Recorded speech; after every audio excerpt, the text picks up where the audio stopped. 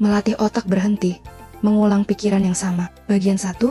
Ketika pikiran menjadi penjara, pernahkah kamu menyadari ada masalah yang sebenarnya sudah selesai, tetapi kepalamu masih terus membahasnya? Percakapan itu sudah berakhir. Orang itu mungkin sudah melupakannya. Kesalahan itu sudah terjadi berbulan-bulan, bahkan bertahun-tahun yang lalu. Namun, anehnya, otakmu masih memutarnya seperti film yang tidak pernah mencapai adegan terakhir. Kamu mengingat setiap kata, setiap ekspresi, setiap kemungkinan jawaban yang seharusnya bisa kamu ucapkan. Lalu tanpa sadar kamu mulai bertanya, seandainya waktu itu aku melakukan hal yang berbeda, kenapa aku bisa sebodoh itu? Bagaimana kalau nanti hal itu terjadi lagi? Semakin lama dipikirkan, semakin besar rasa tidak nyaman yang muncul. Padahal, tidak ada kejadian baru, yang bergerak hanyalah pikiranmu. Dan semakin kamu berusaha menghentikannya, justru semakin sulit berhenti. Kalau kamu pernah mengalami hal itu, ketahuilah satu hal, kamu tidak sedang kehilangan akal sehat, dan kamu juga bukan satu-satunya orang yang mengalaminya. Kondisi ini dikenal sebagai rumination, yaitu kecenderungan mengulang pikiran yang sama secara terus-menerus, tanpa menghasilkan penyelesaian yang nyata. Ruminasi bukan hanya membuat suasana hati memburuk, tetapi juga meningkatkan risiko depresi, kecemasan, dan kesulitan mengambil keputusan. Karena pikiran terus berputar pada masalah yang sama. Yang menarik, otak melakukan ini bukan karena ingin menyiksamu. Justru sebaliknya, otak sedang berusaha melindungimu, tetapi dengan cara yang tidak lagi efektif. Bayangkan, seorang manusia ribuan tahun yang lalu di hutan, satu kesalahan kecil bisa berarti kehilangan nyawa. Salah memilih buah, salah mengenali jejak hewan, salah memperkirakan arah angin. Semuanya bisa berakibat fatal. Karena itu, otak manusia berkembang menjadi mesin pembelajar yang luar biasa. Jika pernah mengalami sesuatu yang menyakitkan, otak akan terus mengingatnya. Tujuannya sederhana, jangan sampai kesalahan itu terulang lagi. Pada masa itu, kemampuan mengingat pengalaman buruk adalah keuntungan. Namun, sekarang dunia sudah berubah jauh lebih cepat daripada cara kerja otak kita berevolusi. Ancaman terbesar bukan lagi harimau atau kelaparan, melainkan komentar di media sosial, penolakan saat melamar pekerjaan, kesalahan saat presentasi, pesan yang tidak dibalas, hubungan yang berakhir. Sayangnya, otak seringkali memperlakukan semua pengalaman itu seolah-olah ancaman terhadap kelangsungan hidup. Akibatnya, setiap kali mengingat pengalaman tersebut, otak kembali mengaktifkan sistem kewaspadaannya. Tubuh mulai menegang, dada terasa sesak, napas berubah lebih pendek. Padahal, yang hadir hanyalah sebuah ingatan. Disinilah banyak orang keliru. Mereka mengira semakin lama memikirkan masalah, semakin dekat mereka pada solusi. Ruminasi seringkali tidak menghasilkan pemecahan masalah, tetapi justru memperpanjang penderitaan emosional. Pikiran terasa sibuk, tetapi tidak benar-benar bergerak menuju penyelesaian. Ibarat seseorang yang terjebak di lumpur. Semakin panik ia menginjakan kaki, semakin dalam tubuhnya tenggelam. Begitu pula dengan pikiran. Mengulang masalah tanpa arah membuat otak merasa sedang bekerja, padahal sebenarnya hanya berputar di tempat. Lalu muncul pertanyaan, kalau memang ruminasi tidak membantu, mengapa otak terus melakukannya? Jawabannya, adanya sebuah jaringan yang disebut Default Mode Network atau disingkat DMN. Jaringan ini menjadi aktif ketika kita tidak sedang fokus pada dunia luar. Saat melamun, saat duduk sendirian, saat mandi, saat akan tidur, atau ketika menatap layar ponsel tanpa tujuan. Pada kondisi seperti itulah, otak mulai berbicara kepada dirinya sendiri. Sebagian dari percakapan itu bermanfaat. Kita merencanakan masa depan, mengevaluasi pengalaman, memahami diri sendiri. Namun, ketika aktivitas jaringan ini menjadi terlalu dominan, pikiran mulai berputar tanpa henti. Ethan Kross, dalam bukunya Chatter, menjelaskan bahwa dialog batin sebenarnya adalah kemampuan yang sangat penting bagi manusia. Masalahnya, bukan karena kita berbicara kepada diri sendiri, melainkan karena percakapan itu berubah menjadi lingkaran yang terus mengulang. Kekhawatiran tanpa memberikan perspektif baru. Disinilah banyak orang tanpa sadar masuk ke dalam perangkap. Mereka mengira semakin banyak berpikir, semakin dekat dengan jawaban. Padahal yang terjadi justru sebaliknya. Mereka mengulang cerita yang sama dengan emosi yang sama, hingga otak semakin yakin bahwa masalah itu jauh lebih besar daripada kenyataannya. Sekarang, coba renungkan sebentar. Apakah selama ini kamu benar-benar sedang mencari solusi? Atau sebenarnya kamu hanya sedang memutar ulang cerita yang sama dengan harapan hasilnya berubah? Karena otak memiliki kebiasaan yang unik. Ia tidak selalu membedakan antara sesuatu yang sedang terjadi dengan sesuatu yang terus kamu bayangkan. Semakin sering sebuah pikiran diulang, semakin akrab jalur saraf yang menghubungkannya. Otak memperkuat koneksi yang sering digunakan. Jika yang sering diulang adalah kekhawatiran, rasa bersalah, atau penyesalan, jalur itu menjadi semakin mudah diaktifkan di kemudian hari. Kabar baiknya, prinsip yang sama juga bisa digunakan untuk membangun pola pikir yang lebih sehat. Dan itulah yang akan kita bahas pada bagian berikutnya. Karena menghentikan pikiran yang berulang bukan berarti memaksa otak menjadi kosong. Yang perlu kita lakukan adalah mengajarkan otak cara berpindah dari mengulang masalah menuju memprosesnya secara sehat. Dan ternyata itu adalah kemampuan yang bisa dilatih. Bagian 2, mengapa otak terjebak dalam lingkaran pikiran? Kalau tadi kita sudah memahami bahwa otak memang memiliki kecenderungan mengulang pengalaman yang dianggap penting. Sekarang muncul pertanyaan yang lebih besar. Mengapa semakin kita ingin berhenti memikirkan sesuatu, justru pikiran itu semakin sering muncul? Misalnya seperti ini, kamu sedang bekerja, tiba-tiba teringat kesalahan saat presentasi minggu lalu kamu berkata kepada diri sendiri, "Sudahlah,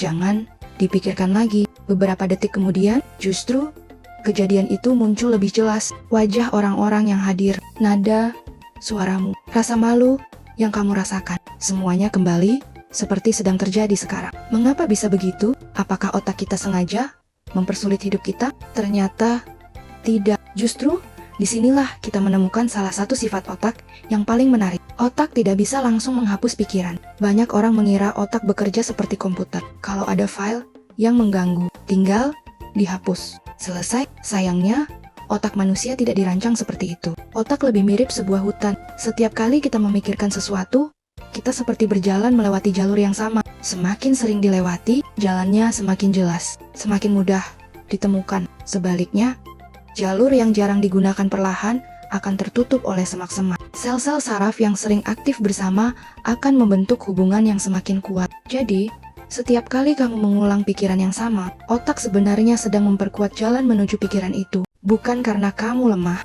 bukan karena kamu kurang bersyukur, tetapi karena memang seperti itulah cara otak belajar. Kesalahan yang hampir semua orang lakukan. Sekarang, bayangkan, saya berkata, selama 5 detik ke depan, jangan membayangkan seekor gajah berwarna merah muda. Apa yang muncul di kepalamu? Hampir pasti gajah merah muda. Ketika kita berusaha keras untuk menekan suatu pikiran, otak justru harus terus memeriksa apakah pikiran itu sudah hilang. Ironisnya, proses pemeriksaan itu sendiri membuat pikiran tersebut tetap aktif. Sederhananya, untuk memastikan kamu tidak memikirkan sesuatu, otak harus terus mengingat apa yang sedang berusaha dihindari. Karena itulah kalimat seperti, "Aku tidak boleh overthinking. Aku harus berhenti cemas. Aku tidak boleh mengingat dia lagi." Seringkali justru menghasilkan efek yang berlawanan. Semakin dilawan, semakin kuat. Otak bukan mencari kebenaran, tetapi keamanan. Ini adalah fakta yang jarang disadari. Sebagian besar keputusan otak bukan dibuat untuk membuatmu bahagia, melainkan untuk membuatmu tetap hidup. Profesor Lisa Feldman Barrett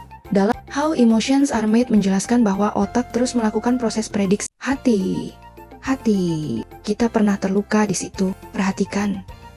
Otak tidak sedang mengatakan bahwa kamu pasti gagal. Otak hanya sedang mencoba mencegah kemungkinan buruk. Masalahnya, otak seringkali terlalu berhati-hati. Ia lebih memilih membuatmu cemas daripada mengambil risiko yang menurutnya berbahaya. Karena bagi otak purba, rasa malu, penolakan dikucilkan. Mengapa pikiran berulang terasa sangat nyata? Pernahkah kamu menyadari saat mengingat pengalaman yang memalukan, tubuhmu ikut bereaksi, jantung berdetak lebih cepat, perut terasa tidak nyaman, bahu menegang, padahal tidak ada apapun yang sedang terjadi. Mengapa tubuh ikut bereaksi? Karena bagi otak, mengingat sebuah pengalaman emosional bukan sekadar membuka arsip, melainkan membangun ulang pengalaman itu. Saat kamu mengingat suatu kejadian, otak mengaktifkan kembali sebagian jaringan saraf yang dulu aktif ketika kejadian itu benar-benar terjadi. Itulah sebabnya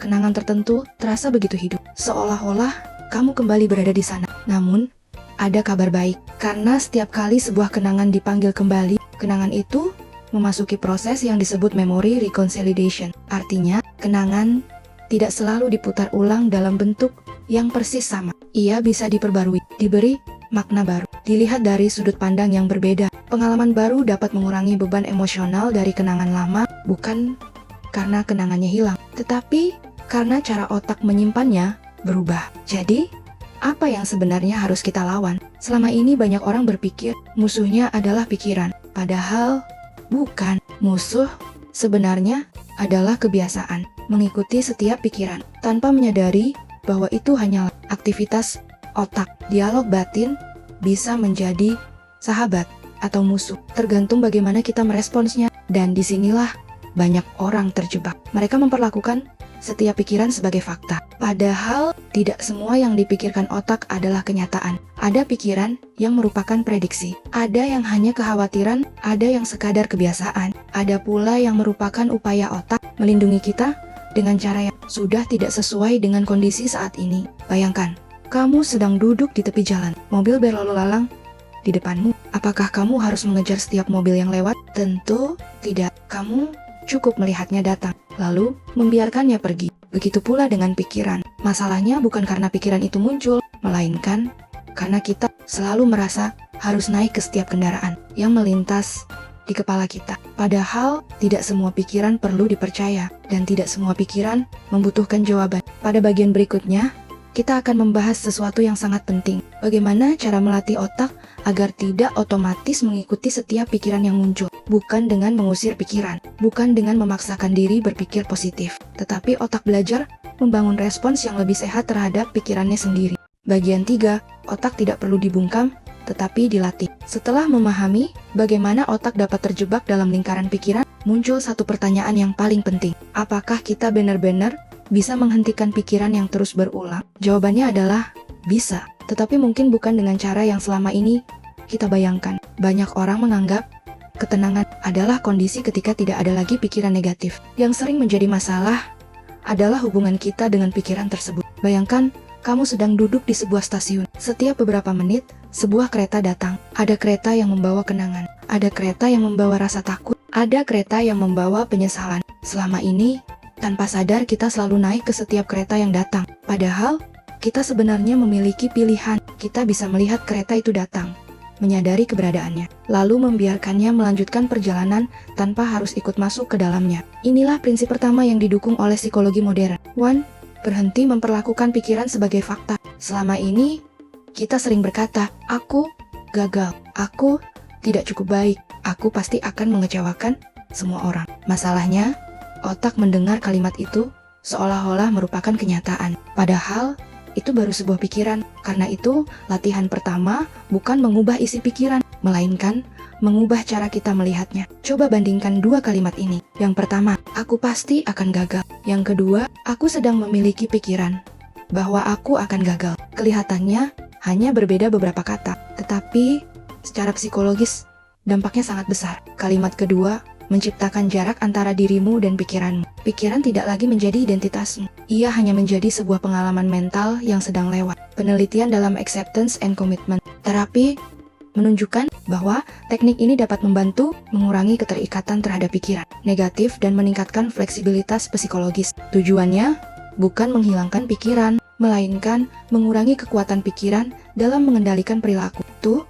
Alihkan perhatian, jangan mengalihkan diri. Banyak orang ketika pikirannya mulai berisik, langsung mengambil ponsel, membuka media sosial, menonton video, bermain game. Sekilas terasa membantu, namun seringkali itu hanya membuat pikiran tertunda, bukan selesai diproses. Disinilah penting membedakan dua hal, distraksi dan pengalihan perhatian yang disengaja. Distraksi adalah usaha melarikan diri dari pikiran, sedangkan pengalihan perhatian yang disengaja berarti memilih dengan sadar kemana perhatian akan diarahkan. Misalnya, daripada terus mengulang percakapan yang membuatmu kesal, cobalah melakukan aktivitas yang benar-benar membutuhkan konsentrasi. Memasak, merakit sesuatu, menggambar, menulis, bermain alat musik, merapikan ruangan. Bukan karena aktivitas itu menghapus masalah, tetapi karena otak mulai menggunakan jaringan yang berbeda.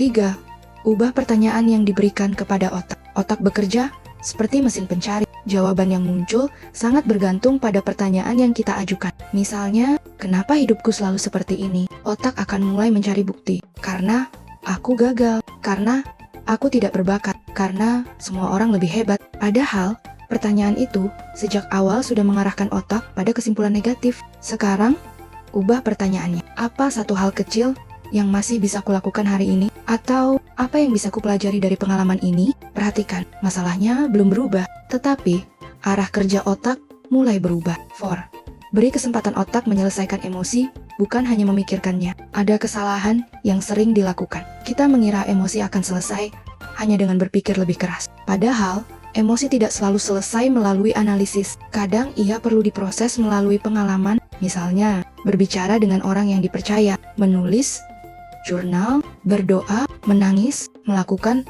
aktivitas fisik, atau sekadar duduk tenang sambil memperhatikan napas. Semua aktivitas itu mungkin terlihat sederhana, namun sebenarnya sedang membantu sistem saraf kembali ke kondisi yang lebih seimbang. Ketika tubuh mulai merasa aman, otak tidak lagi perlu terus mengaktifkan mode kewaspadaan. Dengan kata lain, ketenangan bukan hanya terjadi di pikiran. Ketenangan juga dibangun melalui tubuh. 5. Jangan menunggu pikiran positif. Bangun bukti nyata. Seringkali kita berkata, aku akan mulai kalau sudah percaya diri. Banyak situasi, tindakan justru mendahului perubahan keyakinan. Bukan sebaliknya, jika hari ini kamu merasa tidak mampu berbicara di depan umum, maka bukti yang paling kuat bukanlah meyakinkan diri berulang kali, melainkan mencoba berbicara selama 2 menit. Besok, 3 menit, lusa, 5 menit. Setiap pengalaman berhasil, sekecil apapun, memberi otak data baru. Data baru inilah yang perlahan memperbarui prediksi lama. Otak mulai belajar. Ternyata, situasi ini tidak seberbahaya yang kukira. Inilah esensi neuroplastis. Otak berubah bukan hanya karena kita berpikir berbeda, tetapi karena kita mengalami pengalaman baru yang berulang. Mungkin selama ini, kamu mengira musuhmu adalah pikiran. Padahal, yang membuatmu lelah bukan karena pikiran itu muncul, melainkan karena kamu merasa harus mempercayai semuanya. Padahal, pikiran hanyalah salah satu cara otak mencoba memahami dunia. Kadang, ia tepat. Kadang, ia keliru. Kadang, ia hanya mengulang cerita lama. Karena belum pernah diajarkan cara yang baru. Dan, kabar baiknya, cara baru itu bisa dilatih. Bukan dalam semalam. Bukan dalam 1 minggu. Tetapi, sedikit demi sedikit, sama seperti jalan setapak di hutan yang terbentuk karena sering dilalui. Jalur baru di otak juga dibangun melalui latihan yang konsisten. Bagian 4, melatih otak keluar dari lingkaran pikiran. Setelah memahami bagaimana otak membentuk lingkaran pikiran, mungkin muncul pertanyaan, kalau begitu, apa yang harus saya lakukan? Ketika pikiran itu datang lagi, jawabannya mungkin terdengar sederhana. Jangan langsung melawannya, karena semakin keras kamu mencoba mengusir pikiran, semakin besar perhatian yang kamu berikan kepadanya. Dalam ilmu saraf, perhatian adalah mata uang otak. Apa yang paling sering mendapatkan perhatian akan dianggap penting, dan apa yang dianggap penting akan lebih mudah diingat dan diaktifkan kembali. Itulah sebabnya, langkah pertama bukan menghilangkan pikiran, melainkan mengubah hubungan kita dengan pikiran tersebut. Latihan pertama, beri nama pada apa yang sedang terjadi. Ketika pikiran mulai berputar, kebanyakan orang langsung tenggelam di dalamnya. Misalnya, aku pasti akan gagal. Semua orang pasti menertawakanku. Aku tidak akan pernah berubah. Sekarang, coba lakukan sesuatu yang berbeda. Jangan menjawab pikiran itu. Jangan mendebatnya. Cukup beri nama, katakan dalam hati, saat ini aku sedang merasa cemas. Saat ini pikiranku sedang mengulang penyesalan. Saat ini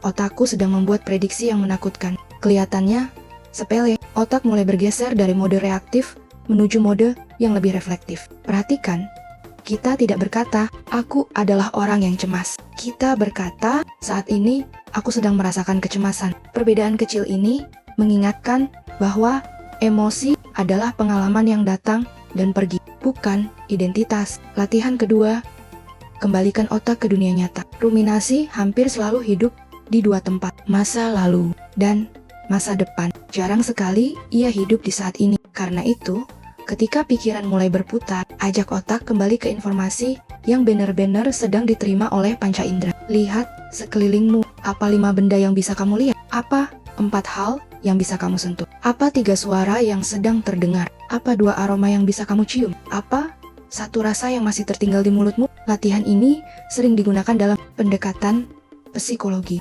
untuk membantu seseorang keluar dari spiral pikiran dan kembali terhubung dengan lingkungan saat ini. Mengapa cara ini membantu? Karena perhatian otak memiliki kapasitas yang terbatas. Latihan ketiga, berhenti bertanya, "Mengapa aku begini?" Ini adalah jebakan yang sering tidak disadari. Saat merasa sedih, kita bertanya, "Kenapa aku seperti ini?"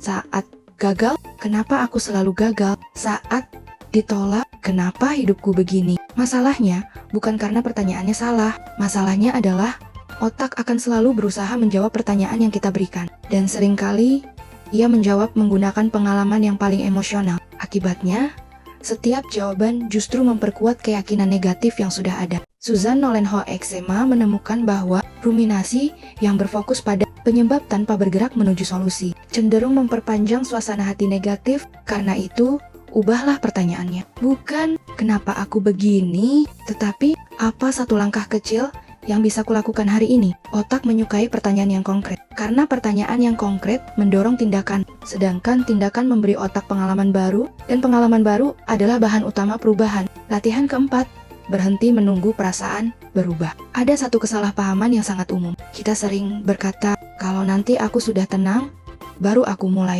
Kalau nanti rasa takutnya hilang, baru aku mencoba." Pada umumnya, perubahan seringkali bergerak dari perilaku menuju emosi, bukan sebaliknya. Bayangkan seseorang yang takut berbicara di depan umum. Jika ia terus menunggu rasa takut hilang, kemungkinan besar ia tidak akan pernah mulai. Sebaliknya, ketika ia mulai berbicara sedikit demi sedikit, otak memperoleh bukti baru. Lama-kelamaan, prediksi bahwa berbicara itu selalu berbahaya mulai berubah. Bukan karena dipaksa berpikir positif, tetapi karena pengalaman memberikan data yang baru. Latihan kelima, bangun rutinitas yang memberi rasa aman pada otak. Otak menyukai keteraturan, bukan karena ia membenci perubahan, tetapi karena keteraturan mengurangi kebutuhan untuk terus memprediksi apa yang akan terjadi. Itulah sebabnya kebiasaan sederhana seringkali lebih berdampak daripada motivasi yang besar. Tidur pada jam yang relatif sama, berjalan kaki beberapa menit setiap hari, makan secara teratur, melakukan aktivitas fisik, meluangkan waktu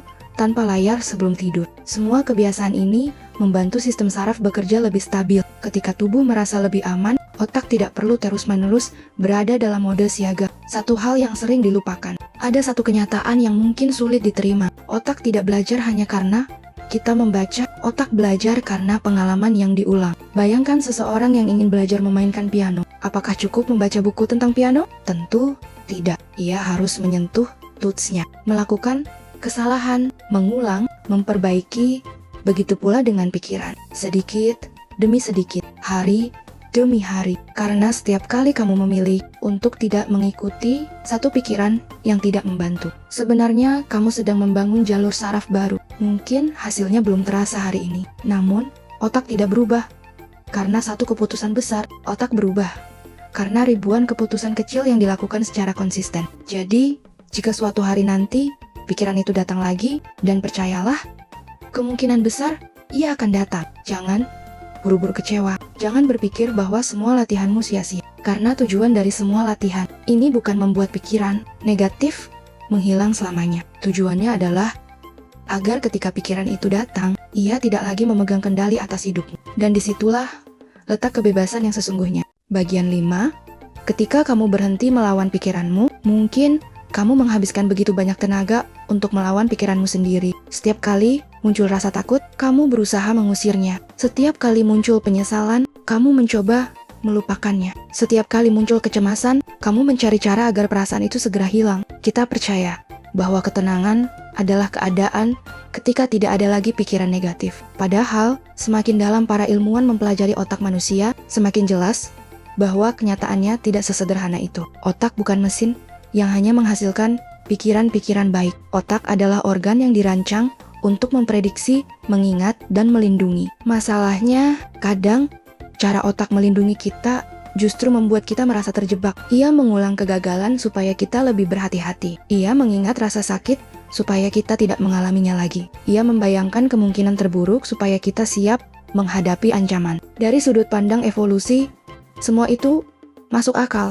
Namun, dalam kehidupan modern, mekanisme yang dulu membantu manusia bertahan hidup, kadang justru membuat kita sulit menikmati hidup. Mungkin selama ini kamu mengira musuhmu adalah rasa cemas. Padahal, bukan. Mungkin kamu mengira musuhmu adalah overthinking. Padahal, juga bukan. Bahkan, mungkin kamu mengira musuhmu adalah pikiran negatif? Jawabannya tetap sama. Bukan. Yang sering membuat kita menderita bukan karena pikiran itu muncul, tetapi karena kita langsung mempercayainya. Kita memperlakukan setiap pikiran seolah-olah itu adalah kenyataan. Padahal, pikiran hanyalah salah satu cara otak mencoba memahami dunia. Ada yang akurat, ada yang keliru, ada yang hanya mengulang pola lama, ada pula yang muncul karena otak sedang terlalu lelah. Bayangkan langit pada malam hari, awan terus bergerak, kadang tipis, kadang gelap, kadang membawa hujan. Apakah langit pernah berhenti menjadi langit hanya karena awannya berubah? Tentu tidak. Begitu pula dengan dirimu. Emosi naik dan turun, tetapi semua itu bukanlah dirimu. Mereka adalah pengalaman yang sedang kamu alami, bukan identitasmu. Dalam psikologi modern, ada sebuah kemampuan yang dianggap sangat penting bagi kesehatan mental. Namanya adalah psychological flexibility. Sederhananya, kemampuan untuk tetap bergerak menuju nilai-nilai hidup yang penting, meskipun pikiran dan emosi yang tidak nyaman masih ada. Perhatikan baik-baik, bukan menunggu rasa takut hilang, bukan menunggu cemas menghilang, bukan menunggu percaya diri datang, tetapi tetap melangkah, walaupun semuanya belum sempurna. Mengapa? Karena hidup tidak pernah benar-benar bebas dari ketidakpastian. Kalau kita terus menunggu pikiran menjadi tenang sebelum bertindak, mungkin kita akan menunggu seumur hidup. Ada satu pelajaran penting dari neuroscience yang menurut saya sangat menenangkan. Otak selalu belajar. Bahkan ketika kamu merasa tidak ada perubahan, setiap kali kamu memilih untuk tidak larut dalam satu pikiran yang tidak membantu, otak belajar. Setiap kali kamu berhenti sejenak sebelum bereaksi, otak belajar. Setiap kali kamu memilih melakukan sesuatu yang sejalan dengan nilai hidupmu, meskipun sedang takut, otak belajar. Perubahan besar seringkali tidak lahir dari satu keputusan besar. Ia lahir dari ribuan keputusan kecil yang diulang, hari demi hari, sedikit demi sedikit. Inilah yang disebut neuroplastisity. Bukan keajaiban, bukan motivasi sesaat, melainkan kemampuan alami otak untuk terus berubah melalui pengalaman. Mungkin hari ini pikiran itu masih datang, dan mungkin besok ia akan datang lagi. Jangan menganggap itu sebagai kegagalan, karena tujuan latihan ini bukan membuat pikiran negatif menghilang selamanya. Tujuannya jauh lebih sederhana. Ketika pikiran itu datang, kamu tidak lagi harus mengikutinya kemanapun ia pergi. Kamu bisa melihatnya, mengakuinya, lalu memilih arahmu sendiri. Karena pada akhirnya hidup kita tidak ditentukan oleh semua pikiran yang muncul, tetapi oleh pilihan yang kita ambil setelah pikiran itu muncul. Saya ingin menutup video ini dengan satu kalimat. Kalimat ini bukan berasal dari motivasi, melainkan dari pemahaman tentang bagaimana manusia bertumbuh. Otak mungkin menulis pikiran pertama yang muncul di kepalamu, tetapi kamulah yang menentukan apakah pikiran itu akan menjadi cerita hidupmu. Dan mungkin disitulah kebebasan manusia yang sesungguhnya dimulai. Kalau video ini membantumu memahami dirimu dengan cara yang baru, bagikan kepada seseorang yang mungkin sedang lelah menghadapi pikirannya sendiri. Karena seringkali yang paling kita butuhkan bukan hidup yang lebih mudah, melainkan cara yang lebih bijaksana untuk memahami apa yang sedang terjadi di dalam diri kita. Saya pamit, sampai bertemu di video berikutnya. Karena memahami arah pikiran adalah langkah pertama untuk menemukan arah hidup.